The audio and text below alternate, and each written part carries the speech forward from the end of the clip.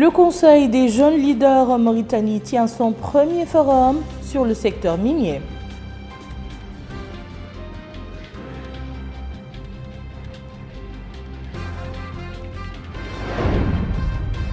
La coalition des opérateurs mauritaniens contre l'extrémisme violent plaide en faveur de la liberté et de la tolérance.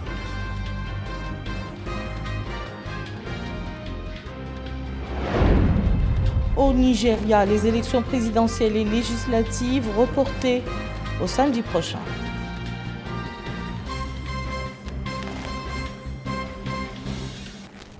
Madame, Monsieur, bonsoir, bienvenue dans le journal La mine en Mauritanie, vision et défis.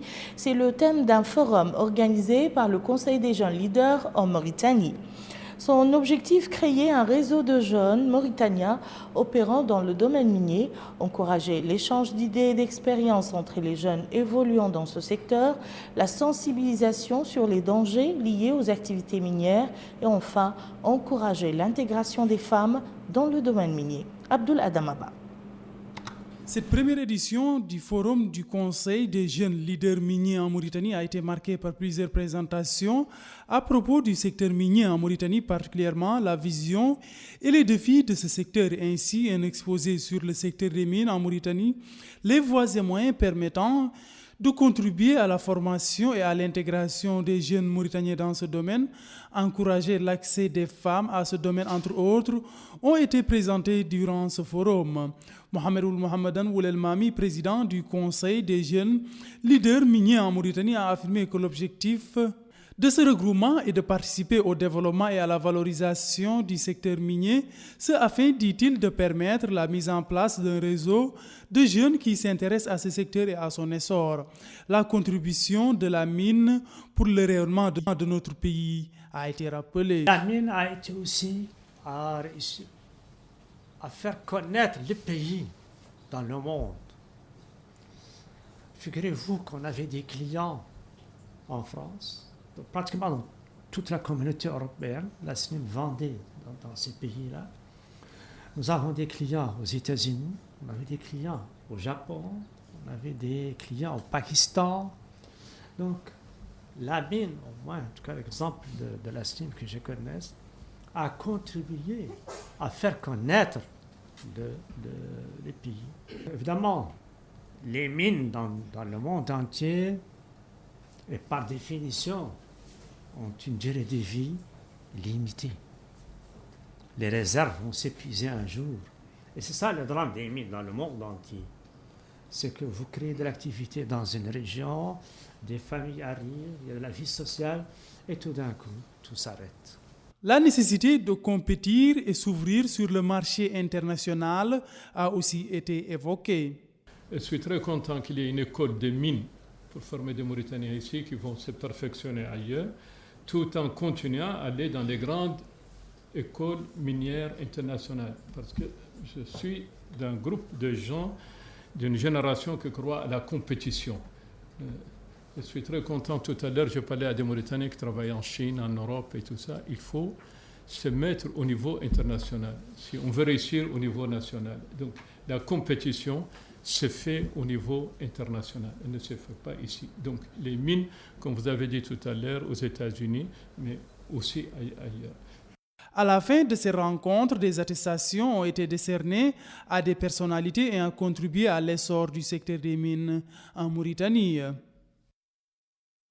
Hier soir s'est tenue à Nouakchott une activité centrée sur l'extrémisme violent organisée par la coalition des opérateurs mauritaniens en présence d'un parterre d'acteurs économiques. L'activité visait à sensibiliser les citoyens sur les principes de la liberté et de la tolérance ainsi que les valeurs de la paix et du développement économique. La rencontre également a abordé le climat favorable aux investissements qui prévaut dans notre pays.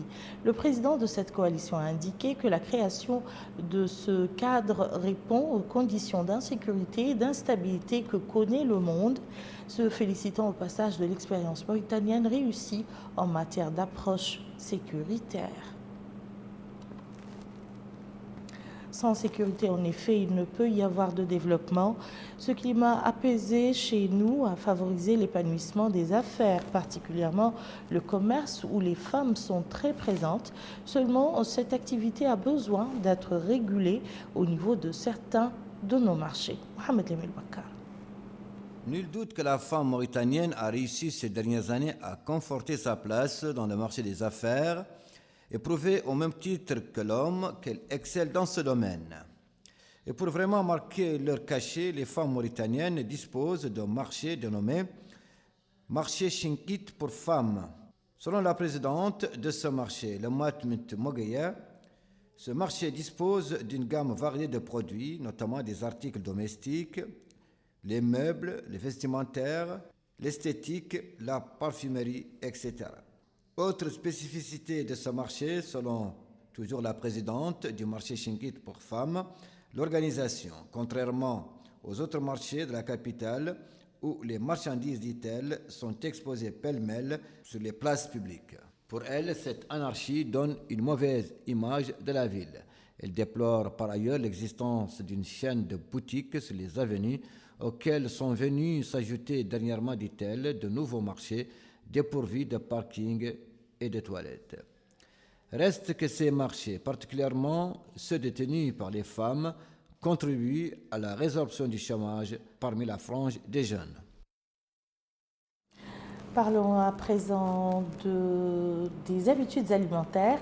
De plus en plus, le poisson gagne de la place dans les habitudes alimentaires des Mauritaniens. Cette denrée riche en protéines concurrence désormais la viande rouge dans les mets même de nos concitoyens des zones enclavées. Abdul Adamaba nous en dit plus. Le poisson occupe une place importante dans les mets préparés dans notre pays, devenus presque incontournables. Dans le cadre de la consommation au détriment de la viande, cet aliment est très prisé en Mauritanie du fait de sa variété et des vertus sanitaires liées à la consommation du poisson. Cette vendeuse affirme qu'elle achète le kilo à 100 MRU et revend ça à 120 ouguiya. Elle dit que la consommation du poisson est de loin meilleure pour la santé comparée à la viande. Cet autre vendeur nous dit qu'il y a des poissons dont le prix est abordable et d'autres chers. Mais les gens préfèrent le poisson au détriment de la viande, affirme-t-il. Il regorge de plusieurs avantages pour la santé. Plusieurs mets sont préparés avec le poisson en plus des tubercules, des légumes et du riz, ce qui montre que le poisson est un aliment de base qui peut être utilisé dans plusieurs mets. Cette jeune fille dit que le poisson est très bon. Les gens, dit-elle, aiment cet aliment. Elle affirme qu'elle n'arrive pas à bien manger si le menu est le riz à la viande ou les pâtes alimentaires. Elle termine en indiquant sa préférence pour le poisson. Au Nigeria, les élections prévues ce samedi ont été reportées au 23 février. Plus de 84 millions de Nigérians étaient attendus dans quelques 120 000 bureaux de vote pour les élections présidentielles et législatives. C'est la Commission électorale nationale indépendante qui a pris la décision dans la nuit. Son président Mahmoud Yakoubou a indiqué qu'il n'est plus possible de conduire les élections comme prévu, citant des raisons d'ordre logistique qu'il n'a pas précisées. En 2015 et en 2011, la Commission électorale avait reporté également des élections présidentielles et législatives pour des raisons logistiques ou sécuritaires. Fin du journal, tout de suite le rappel des titres. Le Conseil des jeunes leaders en Mauritanie tient son premier forum sur le secteur minier.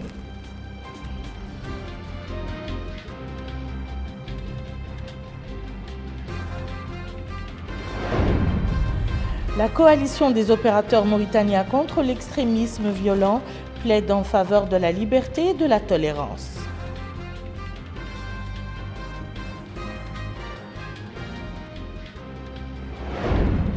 Et au Nigeria, les élections présidentielles et législatives reportées jusqu'au samedi prochain.